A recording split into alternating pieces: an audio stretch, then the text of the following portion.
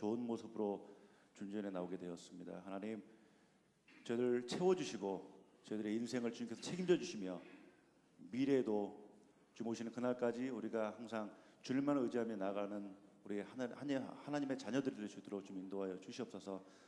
오늘도 찬양을 통해 주님 앞에 고백합니다. 주님 기뻐받아 주옵소서. 모든 영광을 주님께 돌리며 예수님의 이름으로 기도드립니다. 아멘. 우리의 인생은 고단하지만 우리 주님이 함께 계심으로 말미암아 행복으로 변화되기를 원합니다. 할렐루야. 예수는 함께 하시네.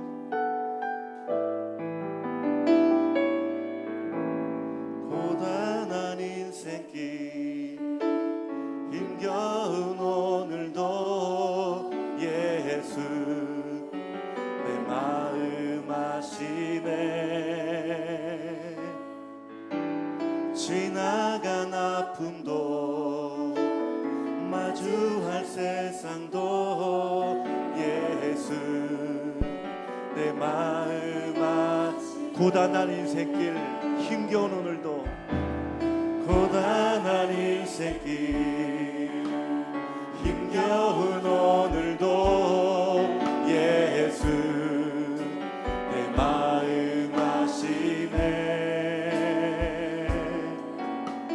지나간 아픔도 마주할 세상도 예수 내 마음 아시네. 믿음의 눈 들어 주를 보리 이 또한 지나가리라. 주어진 내 삶의 시간 속에 주의 뜻 알게 하소서. 하루를 살아도 기쁨으로 가리 예수 늘 함께 하시네. 후회도 염려도 온전히 맡기리 예수 늘 하루를 살아도 기쁨으로 가리.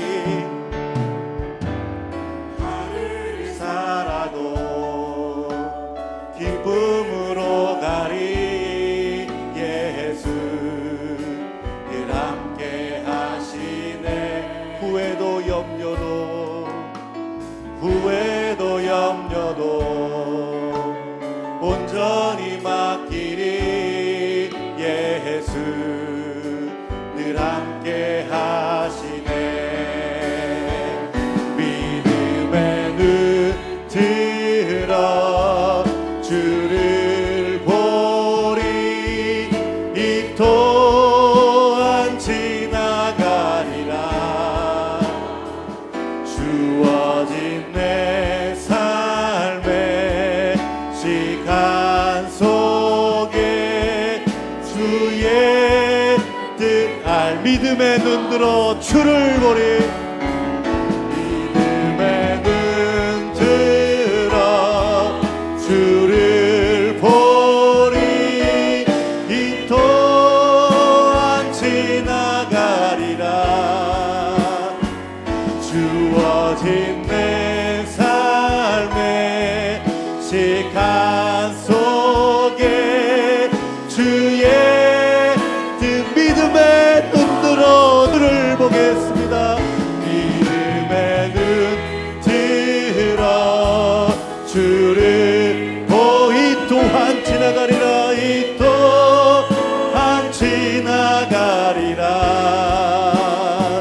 주어진 내 삶의 시간 속에 주의 뜻. 믿음의 눈 들어 믿음의 눈 들어 주를 보리 이 또한 지나가리라. 주어진 내 삶의 시간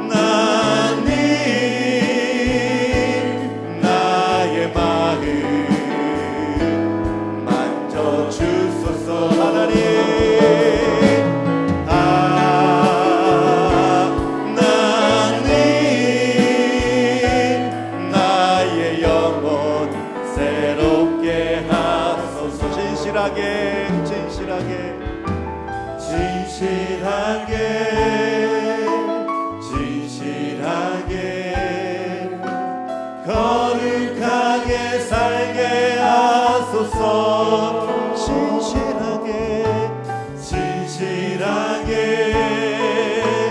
진실하게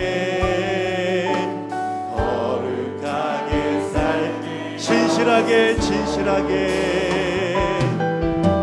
진실하게 오 주여 진실하게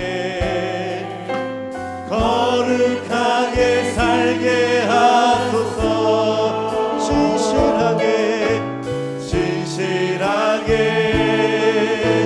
진실하게 거룩하게 살게 하소서. 하나님 아멘.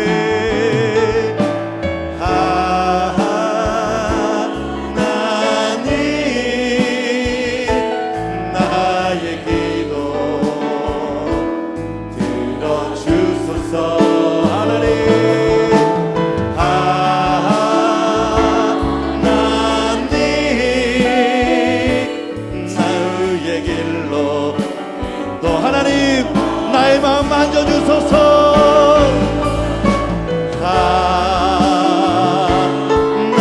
하나님 나의 마음 만져주소서. 하나님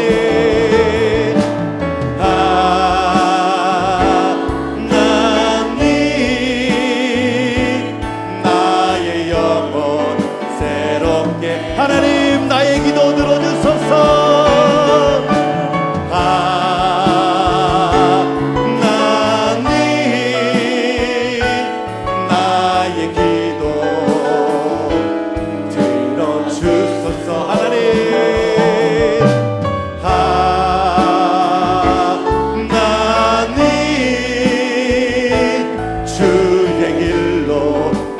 하나님 나의 기도 들어주시옵소서.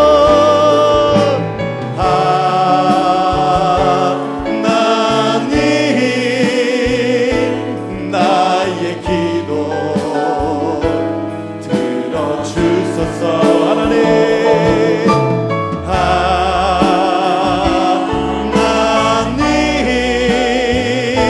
주의 길로 인도. 하나님 나의 기도 들어주시옵소서. 하나님 나의 기도 들어주소서.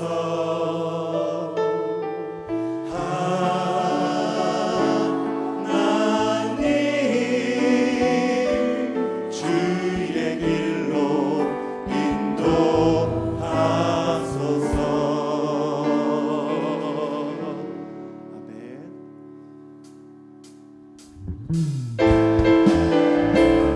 주님의 영광을 생각하며 이 시간도 하나님만을 찬양을 원합니다. 아멘. 주님의 영광 나타나셨네.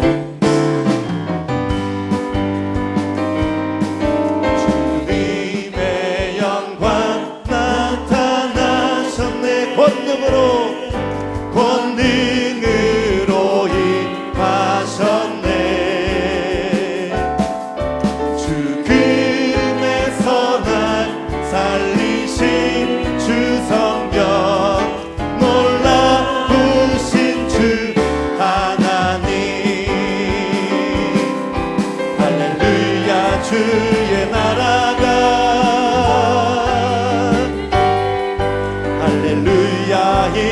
임하소서. 나는 선포하리 만왕의 왕 예수 주의 나라 임하시네. 주님의 영광 주님의 영광 나타나셨네. 권능으로 임하셨네. 죽음에서 날 살리신 죽음에서 날 살리신 주 성령 놀라우신 주 하나님. 할렐루야 할렐루야. 주의 나라가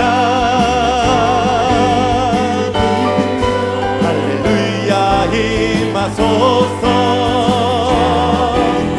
나는 선포하리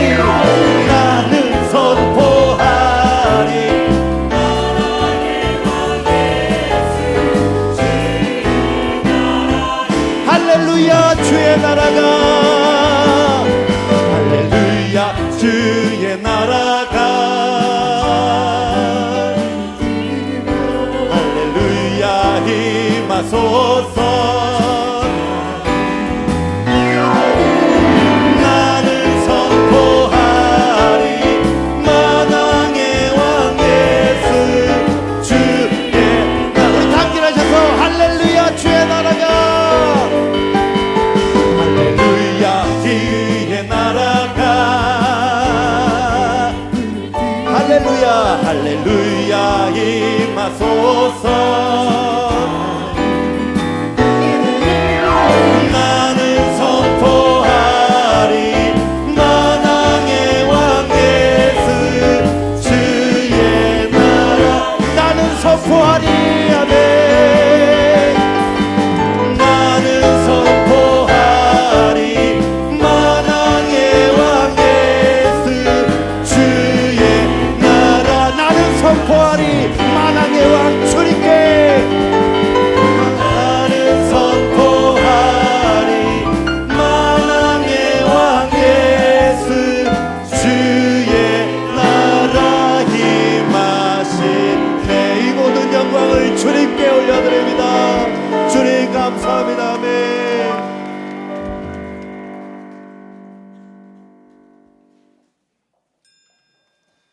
보라 우리가 여호와께 노래하며 우리의 구원의 반석을 향하여 즐거이 외치자. 아멘.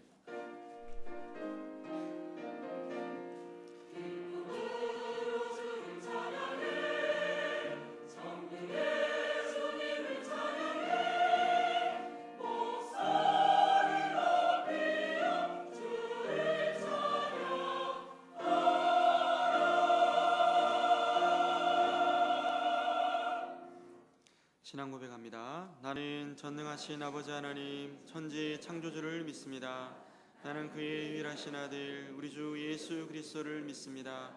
그는 성령으로 잉태되어 동정녀 마리아에게서 나시고 본디오 빌라도에게 고난을 받아 십자가에 못 박혀 죽으시고 장사된 지 사흘 만에 죽은 자 가운데서 다시 살아나셨으며 하늘에 오르시어 전능하신 아버지 하나님 우편에 앉아 계시다가 거기로부터 살아있는 자와 죽은 자를 심판하러 오십니다. 나는 성령을 믿으며 거룩한 공교회와 성도의 교제와 죄를 용서받는 것과 몸의 부활과 영생을 믿습니다. 아멘. 한 주간의 삶을 돌아보며 참회의 기도를 드리겠습니다.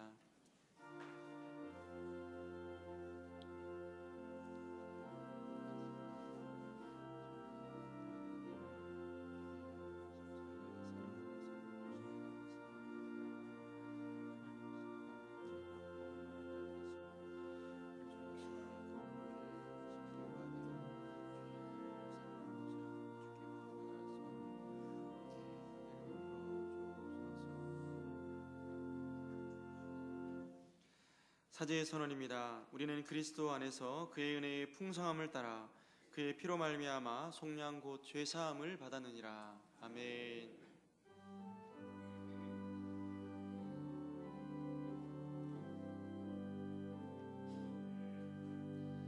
모든 영광을 하나님께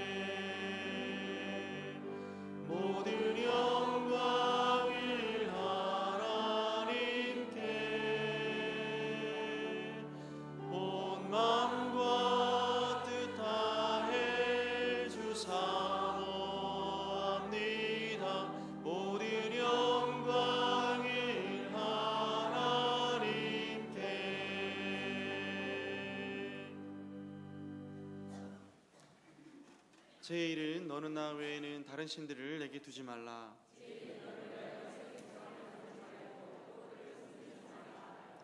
제 3은 너는 내 하나님 여호와의 이름을 망령되게 부르지 말라.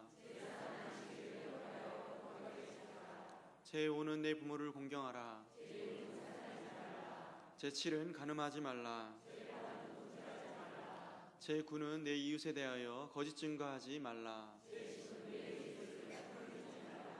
아멘.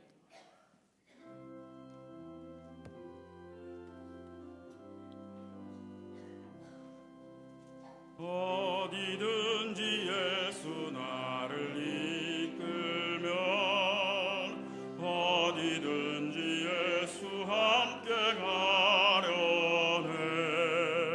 예수 함께 아리 가면 맛없고 예수님과 동행하면 겁 없네.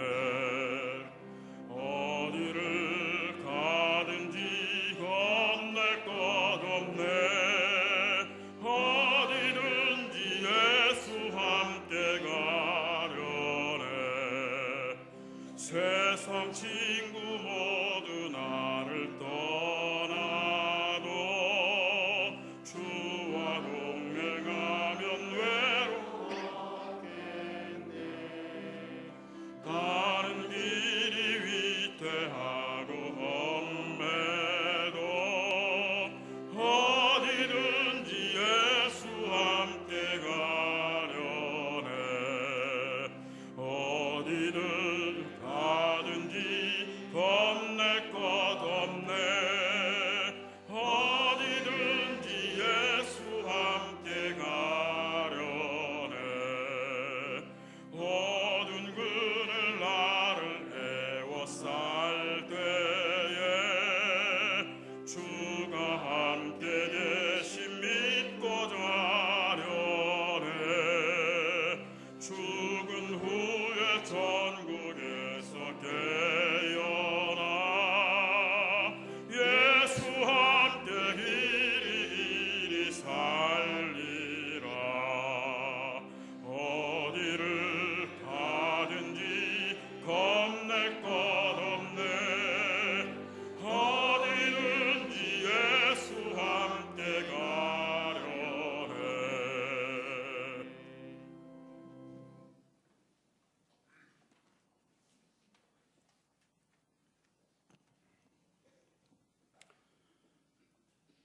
만유의 주 여호와 우리 하나님, 온 인류의 역사에 임재하사 각 나라와 민족의 흥망성쇠를 다스리시며 우리 모든 사람의 생사 허복까지도 주관하시는 참으로 크고 놀라우신 능력의 주 여호와 우리 하나님, 우리 죄가 많고 허물 많은 우리를 위해 십자가의 대사를 행하셨사오니 우리가 날마다 주께 감사하며 주를 송축하리이다. 오늘 귀하고 복된 주의 성의를 허락하시고 우리 한일의 신실한 성도들을 주의 존전 이곳에 불러 모아 주시어서 마음을 합해 주께 예배할 수 있도록 인도하셨사오니 주께서 이곳에 임하사 우리의 예배를 받으시는 줄 믿나이다. 온 마음과 정성을 다해 주 앞에 나가게 하시고 영과 진리로 예배함으로 오늘도 예배자를 찾으시는 주님 앞에 우리 모든 성도들 참된 예배자로 주님 앞에 발견되기를 간절히 소망합니다. 기도하는 이 시간 먼저 원하옵기는 이 나라의 민족 궁일이 여기사 나라가 잘되고 부강하게 하여 주옵소서. 나라를 이끌어가는 대통령을 비롯한 각계각층의 지도자를 붙잡아 주시옵시고 저들이 참으로 주를 두려워하고 경외하는 자들 다 되기를 소망합니다. 정치, 경제, 사회, 교육, 문화, 국방 모든 분야에서 부정과 부패, 비리가 사라지게 하시고 오직 주의 공의로 다스려짐으로 말미암아 정의가 하수같이 흐르는 이 나라 이 민족 되게 하여 주옵소서. 작금에 진행되고 있는 남북미의 모든 회담이 순조롭게 잘 진행되어 이 땅에 핵이 없는 항구적 평화가 임하게 하여 주옵시고 나아가 남북이 하려내는 통일의 그날이 속히 도래하게 하여 주옵소서. 그리하여 삼천리 이 아름다운 반도 강산에 주님의 복음이 편만하며 온 결의가 온전히 복음화되어 줄 수 있도록 주님 도와주시고 역사해 주시옵소서.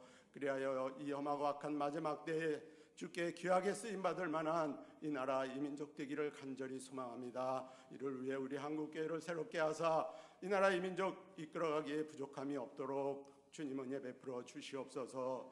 정말 교회가 갱신되고 새롭게 되어 이 나라를 온전한 복음화되게 하여 주옵시고 온 땅과 열방의 주의 복음의 빛을 비출 만한 참된 주의 도구 되기를 간절히 소망합니다. 그 중에 세우신 우리 한일교회에 더 큰 은혜로 채우시고 영혼 구원하여 예배자로 세움으로 그리스도의 반석 위에 든든히 서가는 우리 한일교회 되게 도와주시옵소서. 예배와 전도와 양육과 섬김, 교제 등 모든 주의 주신 사명 더욱 충성되이 잘 감당해 나아감으로 주께 사랑받고 인정받는 우리 한일교회와 성도들이 다 될 수 있기를 소망합니다. 나아가 우리 한일교회가 이 시대를 짊어지고 나아가는 우리 한일교회 되게 도와주옵시고 이 모든 일을 위해 앞장서 수고하시는 우리 오계강 담임 목사님 영육간에 늘 강건함으로 채우시고 성령으로 충만하게 하여 주옵소서. 힘과 능력과 지혜와 명철을 다하사 우리 한일교회를 주의 뜻 안에서 새롭게 부흥 성장시켜 나아갈 수 있도록 인도해 주시기를 간절히 소망합니다. 우리 원로 목사님 가정에도 복을 내려주시옵시고 늘 강건함으로 인도해 주시옵소서. 우리 부교육자들과 직분자들에게도 은혜를 베푸사 주의 손에 붙잡아 주시고 합력하여 선을 이뤄가게 도와주시옵소서. 우리 한일의 성도들 한 사람 한 사람 그 얼굴과 이름을 기억해 주옵시고 날마다의 삶 속에서 주님을 기쁘시게 하는 역사 이루어가게 도와주옵시고 주의 제자가 되어 주님을 따르며 주님의 뜻 가운데서 서로 사랑하고 아끼고 용납하며 형제에게 혐의가 있을지라도 7번씩 70번이라도 용서할 우리 모든 성도들 다 되게 도와주시옵소서.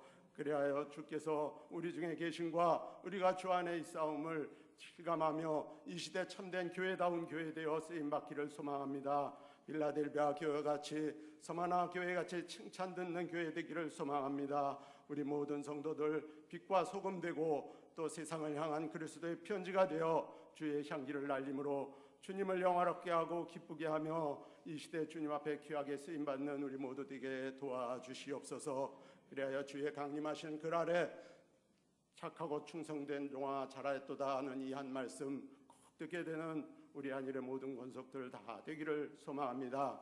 특별히 아버지 내일부터 있게 될 제14차 다니엘 기도회에 함께하여 주시옵시고 우리 온 성도들이 이 기도회에 참여할 마음이 불같이 일어나게 하여 주옵소서. 너희는 내게 부르짖으라 내가 네게 응답하겠고 내가 알지 못하는 크고 비밀한 일을 보이리라 약속하신 주의 말씀을 우리 모두 체험하는 귀하고 복된 이번 기도회 될 수 있도록 도와주옵소서. 우리의 모든 소원을 주 앞에 알리고 우리의 모든 신음에까지도 응답하실 줄을 기대합니다. 주님 도와주시옵소서. 이제 예배 시종을 주께 의탁합니다. 모든 순서를 주님 홀로 영광 받으시고 특별히 우리 할렐루야 찬양대 시간과 정성을 들여 준비한 아름다운 찬양 주 앞에 올려드릴 터인데 주님 기쁘게 음향하여 주옵시고 우리 모든 성도들 마음으로 영으로 소리 없이 함께 찬양할 때에 주님 주시는 큰 위로와 평강이 은혜가 우리의 심령 속에 강물처럼 잔잔히 흘러넘치는 시간 되게 도와주시옵소서.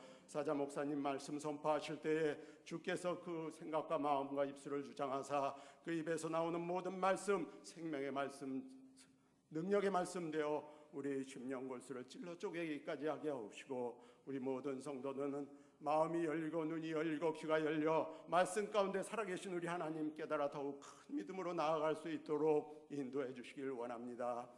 진정 세상에서 상하고 찢기고 병든 영혼 가지고 올라왔습니다. 주님 말씀 받는 중에 마음이 상한 자 고치시고 육신의 병든 자 치료하여 주옵시고 삶의 문제 있는 자는 볶는 녹듯 사라지게 하여 주시옵소서. 오직 주님 이 예배를 통해 홀로 영광 받으시기를 원합니다. 우리를 위해 십자가에 피 흘려 죽으시고 또 부활하사 우리에게 하늘의 큰 소망 주신 우리 왕 우리 구주 우리 중보자 되신 예수 그리스도의 이름으로 기도드리옵나이다. 아멘.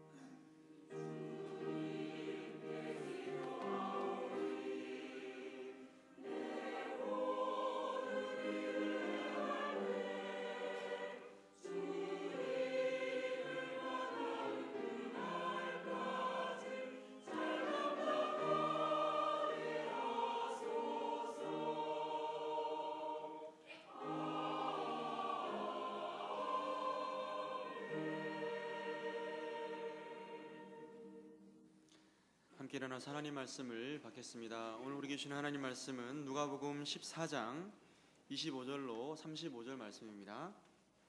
하나님의 말씀을 제가 봉독하겠습니다. 수많은 무리가 함께 갈새 예수께서 돌이키사 이르시되 물은 내게 오는 자가 자기 부모와 처자와 형제와 자매와 더욱이 자기 목숨까지 미워하지 아니하면 능인의 제자가 되지 못하고 누구든지 자기 십자가를 지고 나를 따르지 않는 자도 능인의 제자가 되지 못하리라. 너희 중에 누가 망대를 세우고자 할진대 자기의 가진 것이 준공하기까지에 족할는지 먼저 앉아 그 비용을 계산하지 아니하겠느냐. 그렇게 아니하여 그 기초만 쌓고 능히 이루지 못하면 보는 자가 다 비웃어 이르되 이 사람이 공사를 시작하고 능히 이루지 못하였다 하리라.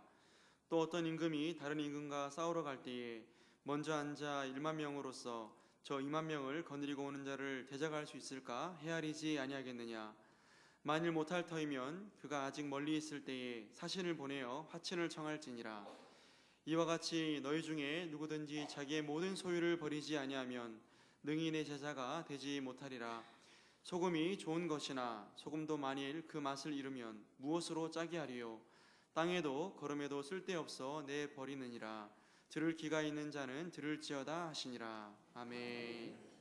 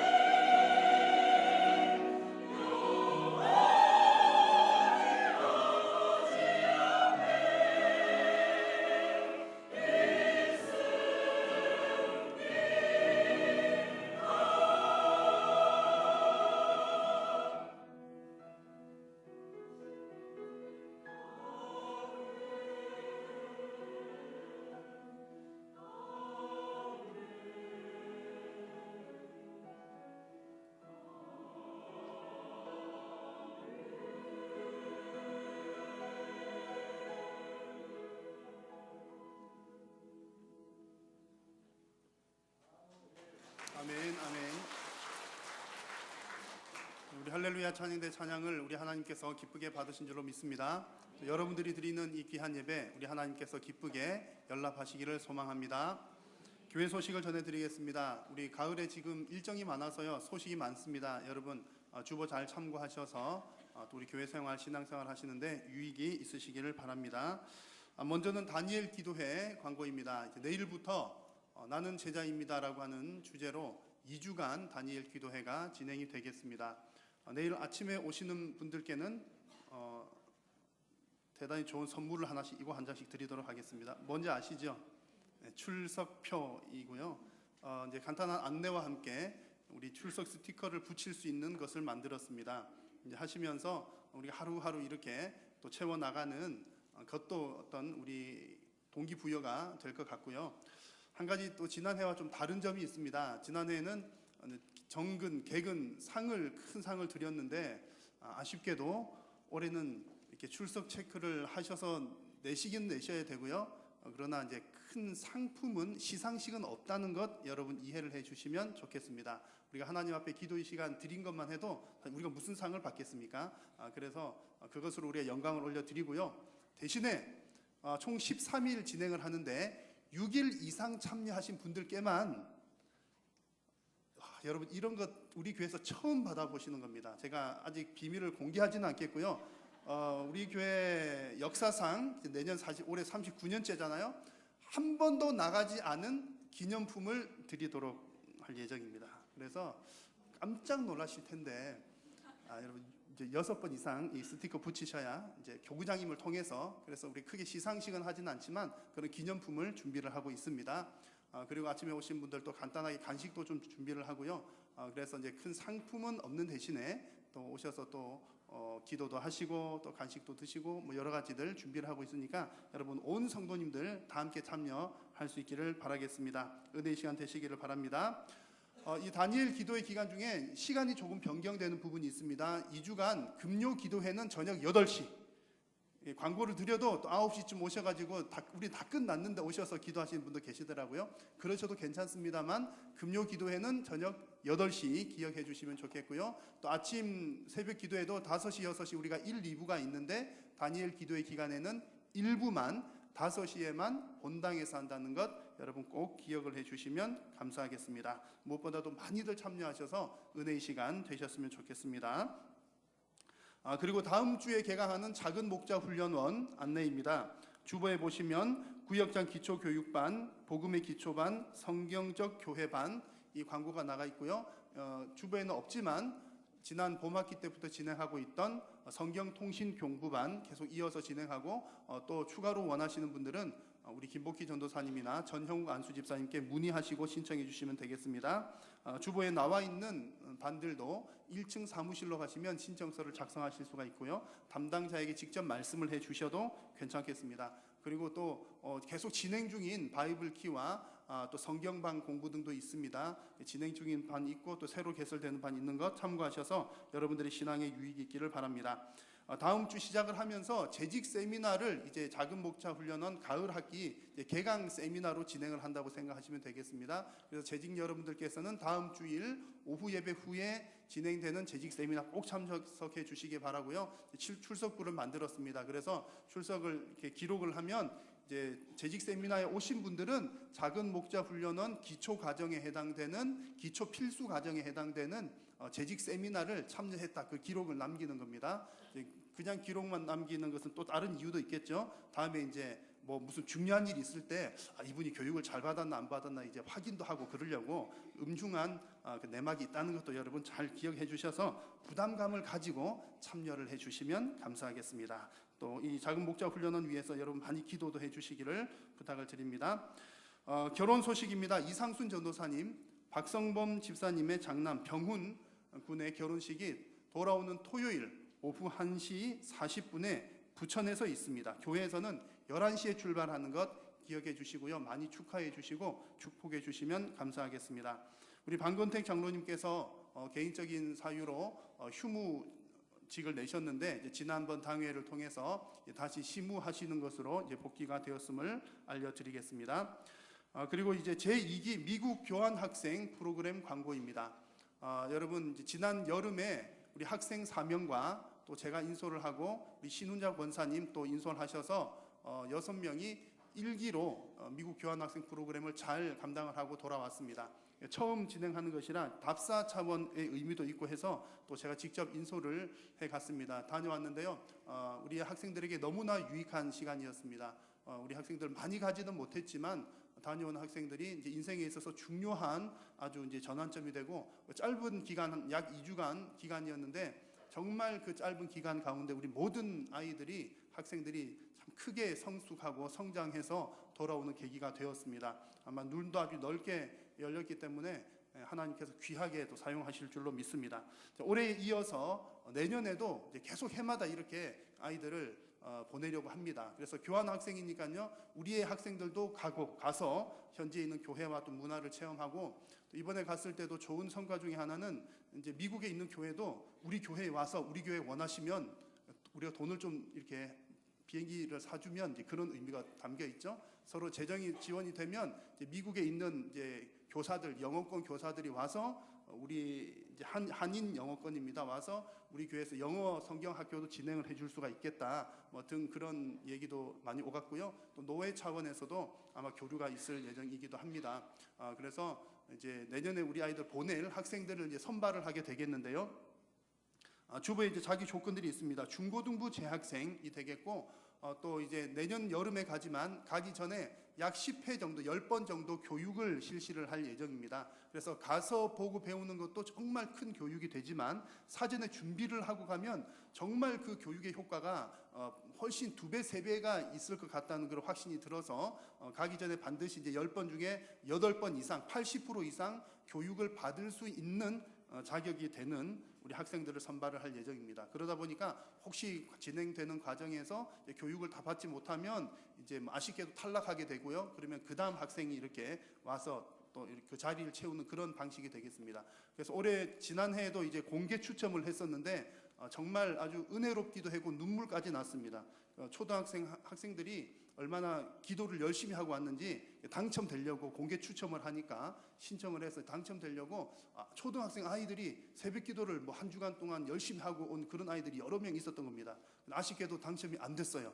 펑펑펑 울고 막 그런 아쉬운 일도 있었습니다만, 올해도 이제 그 9월 셋째 주일에 16일까지 신청을 받고요. 그리고 16일 오후 1시에 작년에 했던 것처럼 이 3층 이 자리에서 공개 추첨을 할 예정입니다. 그래서 다음 그 주간까지 저에게나 혹은 신훈자 권사님께 문의도 해주시고 문자 메시지로 참여 의사 있습니다, 누구누구 이름과 부모님 이름을 남겨주시면 신청받는 걸로 하겠고요. 또 어떻게 해야 될지 궁금하신 분들은 당일에 16일 당일 1시에 오시면 잠깐 설명한 이후에 공개 추첨을 진행을 할까 합니다. 그래서 그 자리에 오셔서 설명 들으시고 또 즉석에서 신청하시는 것도 가능하다는 것 알려드립니다.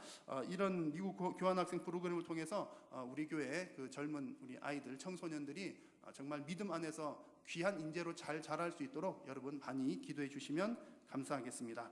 오늘 점심 식사는 최영식 집사님, 이명자 권사님 가정에서 대접을 하십니다. 그리고 나머지 광고들이 많습니다. 주보를 잘 참고하셔서 신앙생활 참고하시기를 바랍니다. 봉헌 찬송 올려드리겠습니다.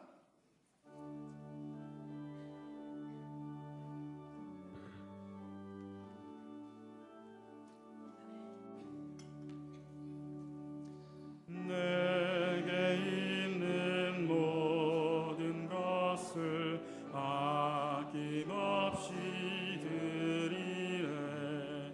사랑하고 의지하며 주만 따라 살리라. 주께 드리네. 주께 드리네. 사랑하는 구주 앞에 모두 드리네. 하나님 감사합니다. 오늘도 저희들을 하나님께 예배하는 귀하고 복된 자리에 불러주셔서 감사합니다. 사랑하는 성도님들, 하나님의 부르심을 따라 이 자리에 나오면서 빈손으로 오지 아니하고 우리 수입의 10분의 1을 구별하여 하나님 앞에 올려드리며 선교와 건축과 장학과 구제와 여러 가지 목적들을 따라 주님 앞에 예물을 올려드리며 또한 감사의 제목을 담아 하나님 앞에 귀한 물질을 올려드립니다. 하나님께 드린 귀한 물질이 하나님 나라 영광 위하여 귀하게 쓰임받게 하여 주시옵소서. 드리는 손길들을 하나님 크게 축복하여 주시고 사랑하는 우리 성도님들이 이 땅 가운데 살아가는 동안 물질로 인한 어려움 당하지 않도록 하나님 항상 지켜주시며 풍성한 물질 허락해 주시어서 주님 더욱더 많이 나누고도 남음이 있도록 하나님 은혜 베풀어 주시옵소서. 하나님의 말씀을 듣겠습니다. 성령 하나님 임재하여 주시고 모든 마음 밭들이 옥토와 같은 마음 밭이 되어 하나님의 말씀을 받아 100배 열매 맺는 우리의 신앙 되게 하여 주시옵소서. 예배에 남은 시간도 성삼위 하나님께서 영광 받으시기를 간절히 소원하오며 예수님의 이름으로 기도드립니다. 아멘. 네, 우리 예수님을 믿는 사람들에게 있어서 제자라고 하는 단어는 매우 귀한 단어입니다. 제자라고 하는 것은 예수님의 제자가 된다는 뜻이죠. 예수님의 제자가 된다는 것은 예수님과 그만큼 가까워진다는 그런 얘기입니다. 그래서 예수님과 가까워지는 것이기 때문에 제자가 된다는 것은 그 제자라고 하는 그 단어만 들어도 우리의 신앙이 한층 더 이렇게 한 단계 올라간다는 느낌을 받게 됩니다. 그래서 이 제자가 된다는 것이 높은 등급에 해당된다는 것은 분명한 것 같습니다. 그래서 교회들마다 보면 이렇게 성도님들을 향해서 제자가 되십시오 이렇게 아주 강조를 많이 하죠. 그리고 교회들마다 성경 프로그램들이 대부분 있는데 성경 프로그램 가운데 보면 제자반이라고 하는 그런 반들은 대부분 높은 클래스에 속하는 공부 과정입니다. 그래서 우리 성도님들도 워낙 이제 그런 얘기들을 많이 들으니까 내가 신앙생활 10년, 20년, 30년 했으니까 나도 정말 제자가 되어야 하는 것 아닌가? 라는 부담감들을 아마 또 많이들 가지고 계실 겁니다. 정말 교회 생활 오래 했으니까 제자가 되어야 할 것만 같다. 그런 부담감들 아마 다 있으실 것 같고요. 성도님들이 그런 부담감이 있으시다면 그러니까 나는 제자가 되어야 하는 것 아닌가? 그런 부담감이 있으시다면 저에게도 부담감이 있습니다. 어떤 부담감이냐면 여러분 제자가 되십시오라고 말씀드리는 것이 저에게는 큰 부담감입니다. 왜냐하면 여러분들 이미 알고 계시잖아요. 내가 제자가 되어야 할 것 같은데 이미 그렇게 느끼고 계시고 부담을 가지고 계신 성도님들에게 제자가 되십시오 이렇게 또 말하는 것은 아마 좀 식상하게 들릴 수도 있겠고 또 어쨌든 그런 얘기를 하는 것 자체가 부담일 수도 있습니다. 그럼에도 불구하고 예수님의 제자라고 하는 것은 너무나 중요한 주제입니다. 매우 중요한 주제이죠. 그래서 이제 저에게는 이런 부분이 큰 숙제인 겁니다. 너무나 사실은 뻔한 얘기지만 중요한 얘기잖아요. 뻔하지만 중요한 얘기를 다 알고 있지만 실천하지 못하는 성도님들에게 어떻게 잘 전달을 할까? 이것이 저에게는 큰 숙제입니다. 그래서 이번 다니엘 기도에도 이게 주제가 제자이니까 준비를 하면서 제자에 관해서 또 말씀도 보고 공부도 하고 또 기도도 하고 묵상도 하는데 쭉 준비를 하면서 문득 저에게 이런 질문이 떠올랐습니다. 과연 성도님들은 제자가 되기를 원하실까? 그런 질문이 떠오르는 겁니다. 그러면서 제가 곰곰이 생각해 보니까 제자가 되십시오라고 하는 설교를 저도 했던 기억은 있는데 제가 성도님들을 향해서 제자가 되고 싶으십니까? 라고 하는 질문을 해본 기억은 없는 겁니다. 여러분 지금 한번 질문 드려볼까요? 여러분 예수님의 제자가 되고 싶으십니까? 많이 대답하셨네요. 그런데 제가 대략 딱 들었을 때 대답을 많이 하셨지만 절반 정도는 대답을 안 하신 것 같아요. 대답을 못 하시는 분들, 안 하신 분들은 아마 두 가지 이유 중에 하나일 것입니다. 첫 번째 이유는 제자가 무엇인지 너무나 잘 알기 때문에 그 힘들고 어려운 길 나보고 가라고요? 글쎄요. 이런 마음에서 선뜻 대답을 못 하셨을 수가 있겠고요. 또 어떤 분들은 제자가 어떻게 해야 되는 것이 제자인지 모르시는 분들도 내가 뭔지 알아야 대답을 하지요 라는 그런 마음에 선뜻 대답을 못 하신 분들도 아마 있을 것입니다. 그래서 오늘 말씀을 통해서 이 제자가 얼마나 힘든 것인지 알고 계시는 여러분들도 우리 주님 앞에서 제가 주님의 제자가 되겠습니다 라고 고백하는 시간 되셨으면 좋겠고요. 제자가 무엇인지 잘 모르시는 분들도 들어보면 무시무시하긴 합니다만 말씀을 듣고서 주님 제가 제자가 되겠습니다 하자라고 결단하는 오늘 이 시간 되시기를 바랍니다. 왜 아멘은 안 하십니까? 자, 그러면 오늘 읽은 말씀의 첫 구절을 한번 보시겠습니다. 첫 구절을 보시면 수많은 무리가 함께 가는데 예수님께서 그들을 향해서 돌이키셔서 말씀을 하십니다. 뭐라고 말씀을 하시는 것이죠? 그 말씀하시는 내용이 오늘 우리가 함께 나눌 내용인데요. 이제 25절의 뒷부분에 이제 돌이키사 이르시되라고 하는 이 말씀이 이제 풀어보면 이런 의미가 담겨 있는 겁니다. 예수님께서 무리를 향해서 말씀을 하시는데 그것이 무리를 향해서 너희들이 내 제자가 되고 싶으냐? 내 제자가 되고 싶다면 이렇게 하라. 이런 의미가 25절에 담겨 있는 겁니다. 이 말을요, 다른 말로 말씀드려보면 지금 수많은 사람들이 예수님을 따르고는 있지만 그들은 지금 육신적으로만 몸만 따라올 뿐이지 실제로 그들의 삶은 제자의 삶이 아직은 아니라는 얘기입니다. 그러니까 오늘 주시는 말씀은 아직 제자가 아닌 그 무리를 향해서 예수님께서 하시는 말씀이 오늘 우리들에게도 주시는 이 말씀입니다. 예수님께서 그들을 향해서 하시는 첫 번째 말씀은 너희가 내 제자가 되려면 우선순위를 명확하게 하라는 말씀을 하십니다. 자, 예수님의 제자가 되려면 우선순위가 명확해야 한다는 것인데 무엇에 있어서 우선순위입니까? 누구를 더 사랑할 것이냐에 관한 말씀입니다. 자, 26절을 한번 같이 읽겠습니다. 무릇 내게 오는 자가 자기 부모와 처자와 형제와 자매와 더욱이 자기 목숨까지 미워하지 아니하면 능히 내 제자가 되지 못하고. 아멘. 예수님께서 너무 가혹한 요구를 하고 계신 것 아닌가요? 부모와 처자와 형제와 자매와 심지어 자기 목숨까지도 무엇하지 않으면, 미워하지 않으면 제자가 못 된답니다. 여러분, 예수님께서 이렇게 말씀하시는 거 보니까 예수님께서는 제자를 둘 마음이 없으신 것 같아요. 아니, 제자를 두시려면 이런 기준을 두셔가지고 누가 제자가 되려고 하겠습니까? 부모와 자식과 가족까지도 미워하고 심지어 너 목숨까지도 미워해라. 그렇지 않으면 제자가 되지 못한다. 여러분, 이 기준에 누가 따라오겠습니까? 더군다나 미워하라는 표현은 도무지 이해가 잘 되지를 않죠. 예수님께서는 평상시 뭐라고 말씀하셨습니까? 원수까지도 사랑하라고 하셨던 분인데 아니 왜 예수님 제자가 되려면 가족을 미워해야 되냐고요. 자, 예수님께서 이렇게 미워하라고 하시는 말씀은 사실은 그 뜻이 정말로 미워하라고 하는 말씀은 아닙니다.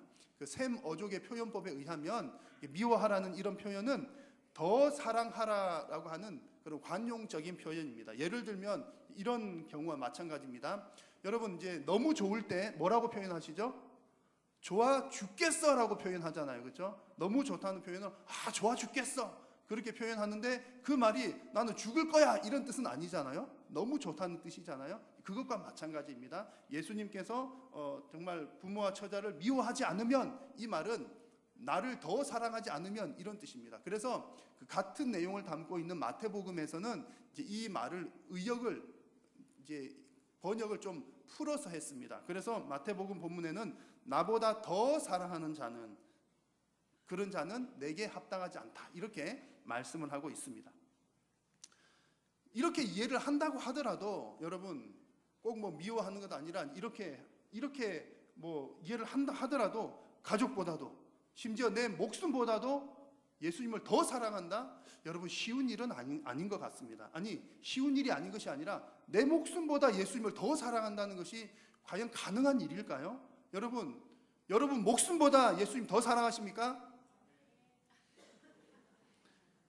목숨 없으면 어떻게 하시려고요?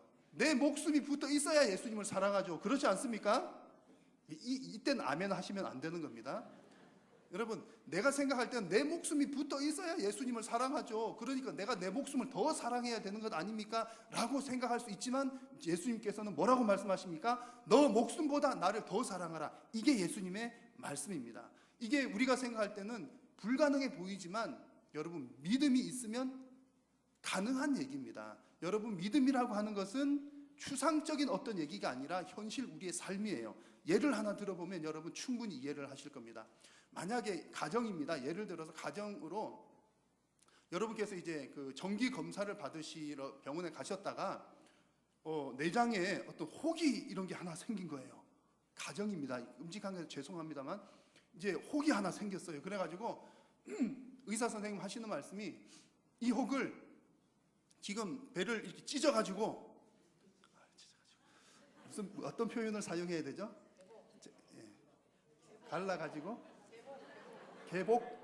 아니 제가 무시무시하게 할 일부러 그랬어요. 찢어가지고 이렇게 지금 이 혹을 떼내지 않으면 3개월 안에 죽는다는 거예요. 여러분 그런 판정을 받으면 여러분들 수술을 하시겠습니까? 안 하시겠습니까? 당연히 하죠. 누가 안 하겠어요. 그런데 여러분 이런 의심은 안 해보셨나요? 내 배를 찢는다고? 찢다가 죽으면 어떡해? 여러분 속에 있는 어떤 그 덩어리를 내가 직접 본 것도 아니고요. 의사 선생님 사진을 찍었다고 하지만 내가 본 것도 아니잖아요. 본 것도 아니고 내한테 뭐 느껴진 것도 아니고 아픈 것도 아닌데 찢어가지고 꺼낸대요. 찢다가 죽으면 어떡하려고? 여러분 그런 의심은 해보신 적이 없나요? 없으시잖아요. 왜 의심을 안 하시죠? 믿으니까. 누구를 믿어요? 의사를 믿잖아요. 그래가지고 여러분이 이제 그렇게 이제 그런 일이 있었는데 제가 그 소식을 듣고서 신방을 가는 겁니다. 여러분 권사님, 아이고 이렇게 배를 찢어야 된다면서요. 그래 제가 갔는데 제가 딱 이제 기도를 한번 하고 나서 권사님 안 찢어도 되겠습니다. 기도해 보니까 이건 낫는 병이에요. 왜냐하면 저도 그때 배가 아팠는데 있었는데 이게 밥 한번 먹고 나았거든요. 권사님 안 찢어도 됩니다. 믿으십시오. 그러면 여러분 의사 말을 믿으시겠습니까? 제 말을 믿으시겠습니까? 왜 그렇게 확실하게 의사 말을 믿는다고 그러십니까? 좀 저를 믿어주시죠. 저는 좀 섭섭할 수 있겠지만 당연히 누구 말을 믿어야 되죠? 의사 말을 믿어야죠. 왜 그렇습니까? 그 몸속에 있는 것을 잘 아는 사람이 의사잖아요. 나보다도 더 잘 알고 병 걸린 나보다도 더 잘 알고 목사인 저보다도 의사가 잘 아는 거죠. 의사 말을 들어야죠. 그래서 오 목사의 말보다 먼저 의사 말을 듣는 것이 그것이 그 병에 있어서는 하나의 믿음입니다. 자, 여러분 예수님께서 나를 더 사랑하라 이 말은 먼저 선택하라는 그런 뜻입니다. 예수님을 우선순위에 두라는 말이죠. 그것이 살 길이라는 얘기입니다. 여러분 배를 찢는 것도 아픈 일이잖아요. 안 좋은 일이지만 뭘 먼저 선택을 하는 거죠? 그걸 선택을 해야 내 목숨이 살아남는 거잖아요. 여러분 내 가족이 소중합니다. 예수님께서 가족을 소중히 여기지 말라는 말씀 아니죠. 가족 소중하고 내 생명도 소중하지만 그것보다 먼저 고려해야 될 것이 하나님 사랑, 예수님 사랑이라는 얘기입니다. 우선순위를 거기에 두어야 나도 살고 가족도 산다는 겁니다. 예수님께서 그것을 너무나 잘 아시니까 너가 너 자신을 먼저 사랑하면 네가 살 것 같지만 너 목숨이 살아있을 것 같지만 그거 아니야. 너가 나를 먼저 사랑해야 너 목숨도 남아있는 거야. 너가 너 가족을 사랑하는 것이 더 중요한 것처럼 보이지만 아니야. 너가 나를 사랑해야 너 가족 사랑하는 일도 더 잘 돼. 왜 예수님께서 이런 말씀을 하실까요? 나보다 내 목숨에 대해서, 나보다 내 가족에 대해서 예수님께서 더 잘 아시기 때문입니다. 이것이 믿음이죠. 그래서 예수님께서, 우리 하나님께서 나를 더 잘 아셔. 그런 믿음이 있으면 우리는 내 목숨보다도 예수님을 더 사랑할 수 있는 줄로 믿습니다. 내 몸에 칼을 대도록 의사에게 칼을 맡기는 것, 여러분 그것도 믿음을 갖는 것인데 여러분 그 의사보다 하나님을 더 믿지 않겠습니까? 내 인생 하나님 책임져 주실 수 있다. 그런 믿음이 여러분에게 있으시기를 축원합니다. 그래서 하나님을 가장 먼저 신뢰하시고 하나님을 가장 먼저 사랑하는 성도님들 다 되시기를 축복합니다. 특별히 우리가 여러분들 정말 예수님의 제자가 되기를 원하신다면 반드시 이 조건이 갖추어져야 한다고 예수님은 말씀하고 계십니다. 자, 두 번째로 예수님께서 무리들에게 말씀하시는 것은 너희들이 내 제자가 되기를 원한다면 비용 계산을 철저히 하라, 이런 말씀을 주십니다. 자, 어떤 비용 계산이냐 하면 27절 말씀을 한번 같이 읽겠습니다. 누구든지 자기 십자가를 지고 나를 따르지 않는 자도 능히 내 제자가 되지 못하리라. 아멘. 예수님의 제자가 되려면 자기 십자가를 지고 따르라고 하는데 여기서 말씀하는 자기 십자가는 고난을 감수한다는 얘기입니다. 이 말씀도 들으면 예수님께서 제자를 두시려고 하시는 것인지 안 두시려고 하시는 건지를 모르겠습니다. 예수님이 제자가 되려고 하면 너가 고난 받을 것을 충분히 예상하고 따라와야 돼, 이런 말씀을 하시는 겁니다. 만약 예수님께서 그냥 정말 많은 사람들을 모으는 데만 관심이 있으셨다면 이런 말씀을 안 하셨을 겁니다. 그렇지 않겠습니까? 어떻게 해야 사람들이 많이 따라올까요? 나를 따르라! 그러면 절대로 병도 안 걸리고 사업도 잘 되고 모든 만사 형통이야, 이렇게 얘기하면 수많은 사람들이 따라올 겁니다. 그런데 예수님께서는 그렇게 말씀하지 않으시고, 너희들이 나를 따라오려거든, 내 제자가 되려거든 반드시 고난을 받을 거니까 그것 예상하고 따라와야 돼. 예수님은 이렇게 말씀하고 계십니다. 여러분, 제자의 삶은 절대로 편안하고 안락한 삶이 아닙니다. 십자가의 고난이 동반되는 삶이 바로 제자의 삶입니다. 그래서 28절부터 예수님께서 두 가지 비유를 말씀하시는데요, 이것과 연관이 되어 있는 비유입니다. 28절에는 망대를 세우는 이야기가 나옵니다. 망대를 세울 때 그 망대를 끝까지 세울 수 있도록 비용을 계산해야 한다, 그런 얘기입니다. 자, 이 28절 앞부분에 보면 헬라어로 가르라고 하는 말이 나와 있는데 왜냐하면이라고 하는 뜻이에요. 그래서 이 28절의 망대 이야기는 27절에 나왔던 십자가를 지고 따른다는 것과 연결되어 있는 본문이다, 그런 뜻입니다. 그래서 어떻게 연결되어 있냐면 이런 내용입니다. 자, 망대를 세우기 위해서는 비용 계산을 잘 해야 끝까지 세울 수 있는 것처럼 예수님을 따르는 일도 대단한 결단을 하는 일인데, 영적인 면에서 매우 중요한 결단을 하는 일인데, 만약에 중간에 예수님을 따라가다가 고난 만나고 역경 만난다고 해서 중간에 가다가 예수님 힘들어서 더 못 가겠어요, 이래서는 안 된다는 얘기입니다. 그래서 예수님을 따라가려는 자는 마치 망대를 세울 때는 언제 돈이 얼마가 들고 어떤 재료가 필요하고 이런 것들을 계산을 해야 끝까지 다 세울 수 있는 것처럼, 내가 예수님을 따라가길 원한다면 가는 과정에 반드시 고난이 있고 반드시 역경이 있다는 것을 예상하고 계산하고 따라가야 한다는 그런 말씀이십니다. 여러분, 예수님의 제자가 되기를 원하십니까? 이런 고난이 있어도 가기를 원하십니까? 가기를 원하신다면 마땅히 지불해야 할 이 고난, 역경, 비용을 미리 계산하는 여러분들 되시기를 축복합니다. 자, 세 번째로 예수님께서 이 무리를 향해서 하시는 말씀은 너희가 내 제자가 되려면 너희들의 소유권을 확실히 하라, 이런 말씀을 주셔요. 아마 예수님께서 요청하신 이 세 가지 내용 중에 현실적으로 이 부분이 아마 제일 힘든 부분일 겁니다. 예수님의 제자가 되려면 자신의 소유를 포기할 수 있어야 된다는 겁니다. 내 소유를 포기하라. 이것이 옵션이 아니라 필수 사항입니다. 33절을 같이 봅니다. 이와 같이 너희 중에 누구든지 자기의 소유를 버리지 아니하면 능히 내 제자가 되지 못하리라. 아멘.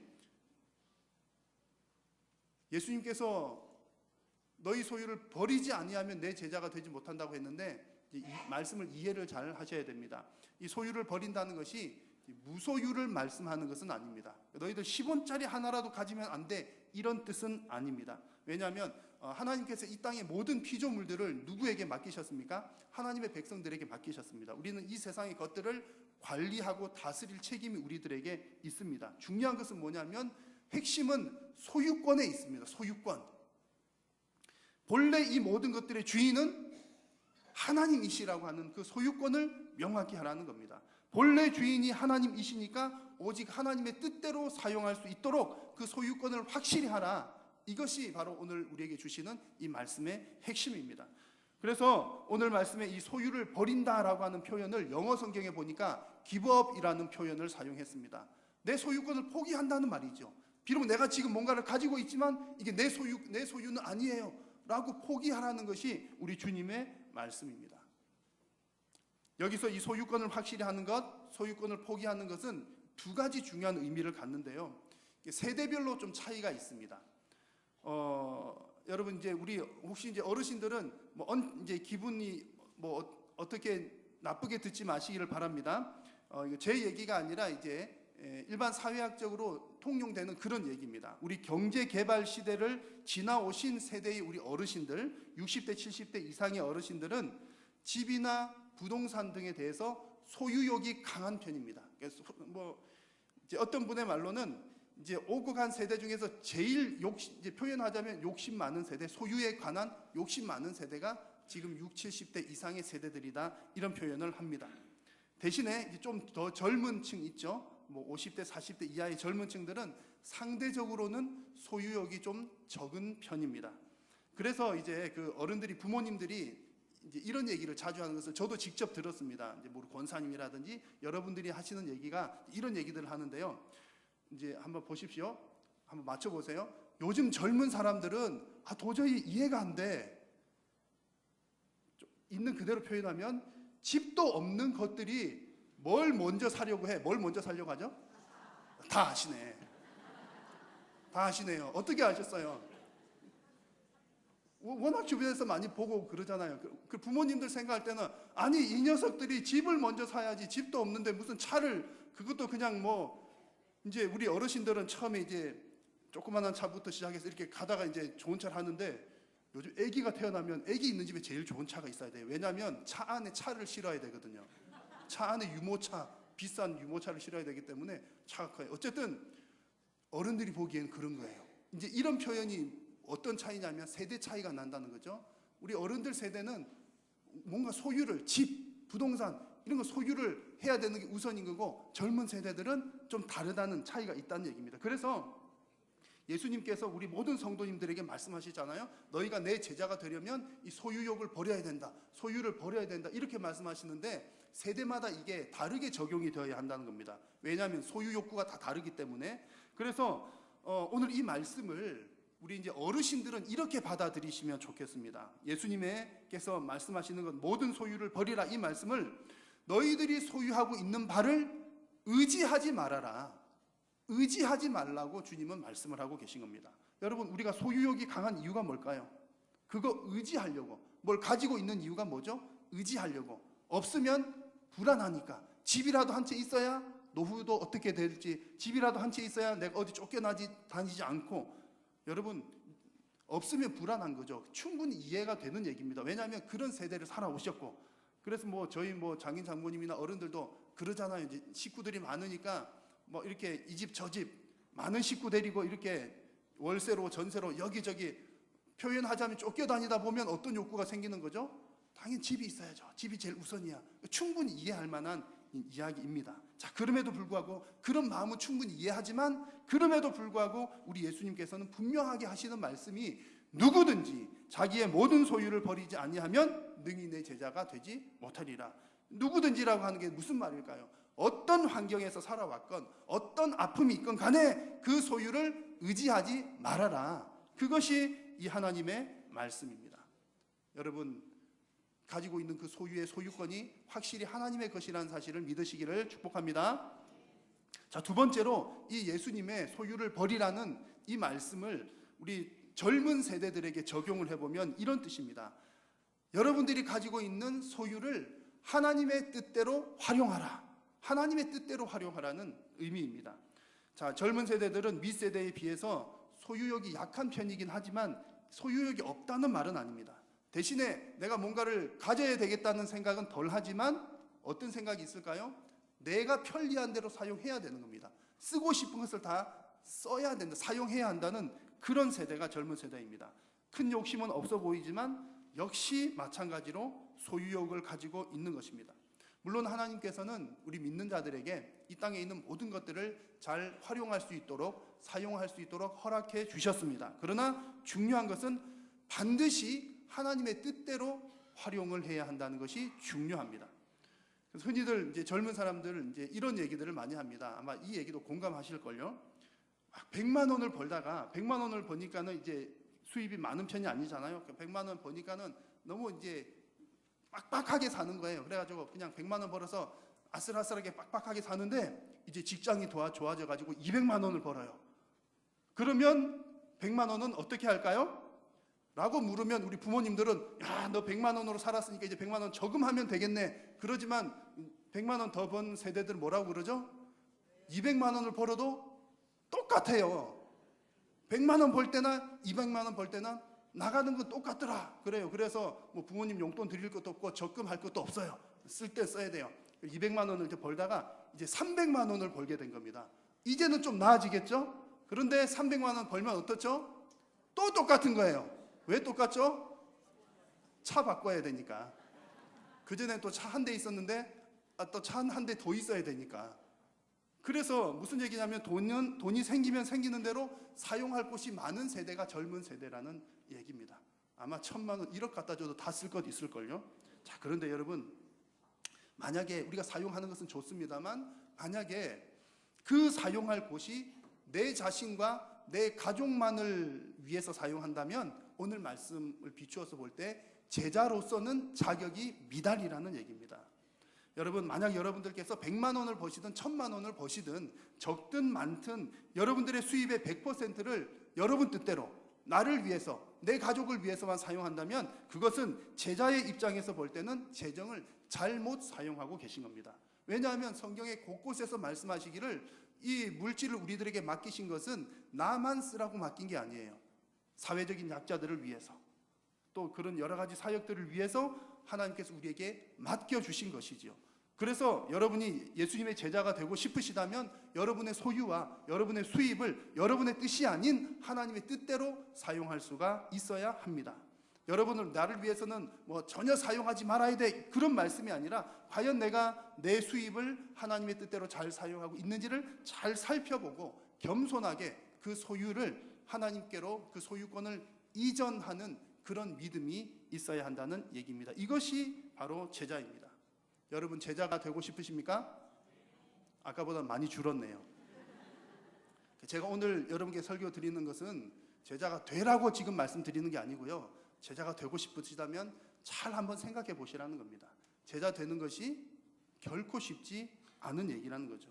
오늘 예수님 얘기 들으면 여러분 전혀 호감이 안 가는 얘기잖아요. 여러분, 이건 실화입니다. 실화. 예수님 제자 되려면 내 목숨보다 예수님 더 사랑해야 되고요, 예수님 제자가 되려면 고난 받을 것도 계산해야 되고요, 소유권도 이전을 시켜야 됩니다. 이것이 제자의 길이라고 예수님 말씀하고 계십니다. 오늘 말씀을 마무리하기 전에 제가 몇 가지 수치를 말씀을 드리고 말씀을 맺으려고 합니다. 신약 성경에서 그리스도인이라고 하는 표현이 많이 나올 것 같지만 3번밖에 나오지 않습니다. 그러나 신약 성경에서 제자라고 하는 말은 269번이나 나옵니다. 복음서에서 예수님께서는 믿으라 라고 하는 표현, 믿음이 중요하니까 믿으라 하는 표현을 많이 사용하셨을 것 같지만 불과 5번 정도밖에 나오지 않고 오히려 나를 따르라는 표현이 20번 정도가 20번 정도가 나옵니다. 자, 여러분, 무슨 의미일까요? 우리가 믿는다라고 하는 것이 내가 믿으니까 믿습니다, 그게 다가 아니라는 겁니다. 여러분, 진정으로 믿는 것은 예수님을 따르는 것인 줄로 믿습니다. 믿는다고 하면서 따르지 않는 것은 마치 소금이라고 하면서 짠맛이 없는 소금과 같다는 얘기입니다. 그래서 오늘 제자에 관한 얘기를 예수님 쭉 하시면서 마지막에 바로 이 말씀을 주시는 겁니다. 같이 한번 읽겠습니다. 소금이 좋은 것이나 소금도 만일 그 맛을 잃으면 무엇으로 짜게 하리요? 땅에도 거름에도 쓸데없어 내버리느니라. 들을 귀가 있는 자들은 들을지어다 하시니라. 아멘. 여러분, 예수님을 따르지도 않으면서 예수님을 믿는다는 말은 잘못된 말입니다. 그래서 오늘 예수님께서는 예수님을 따른다는 것이 무엇인지를 우리에게 말씀해 주셨습니다. 하나님을 최우선으로 사랑하라. 고난당할 계산을 철저하게 하라. 그리고 소유권을 확실하게 포기하라. 기도하겠습니다. 살아계신 우리 하나님, 우리 한일교회 성도님들 모두가 오늘 하나님 말씀을 통해서 예수님의 제자가 되는 일이 얼마나 힘든 일인지를 알았습니다. 하지만 비록 그 길이 힘들고 쉬운 길이 아니라 할지라도 그 길을 가기로 결단할 수 있도록 성령님 도와주시옵소서. 예수님의 이름으로 기도드립니다. 아멘.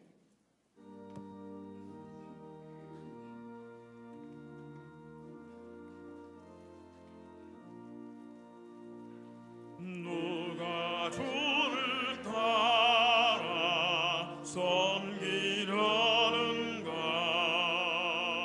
누가 죄를 떠나 주만 따를까? 누가 주를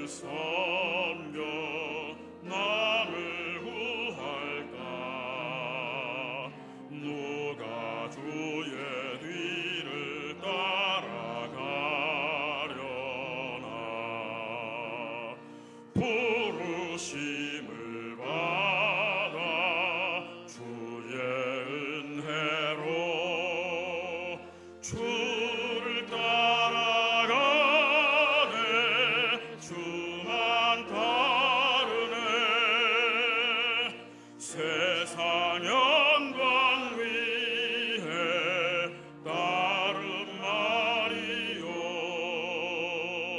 그 신사랑이네 주만 따르고 주가 내려주신 은혜 힘입어 주의 뒤를 따라 힘써가 일하네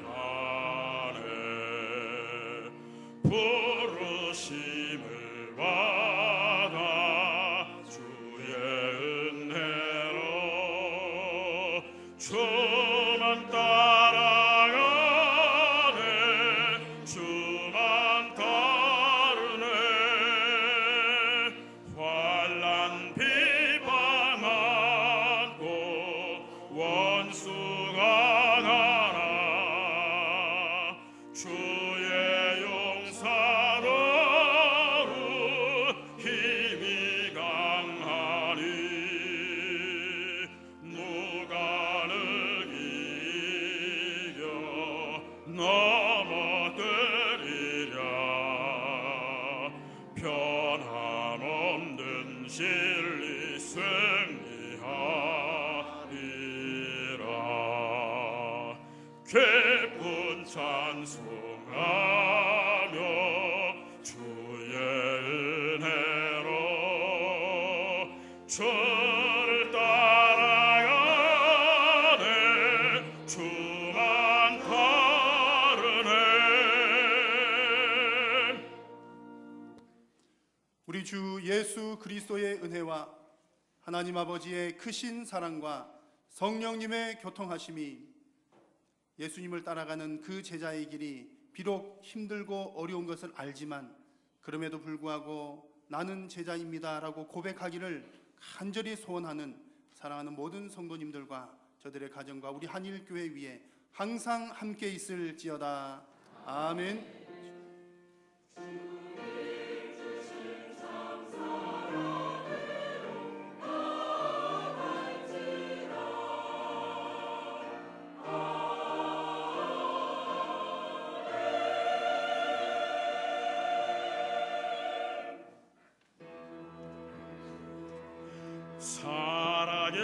살아계신 주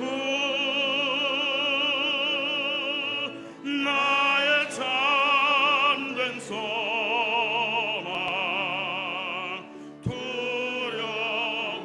두려움이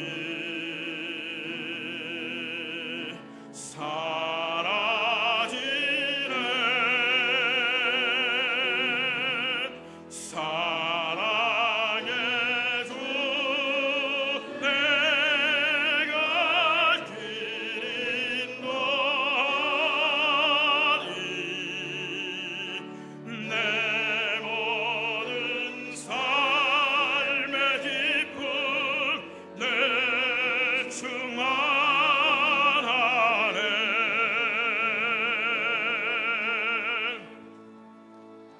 예배를 마쳤습니다. 한 주도 주 안에 승리하시기 바랍니다.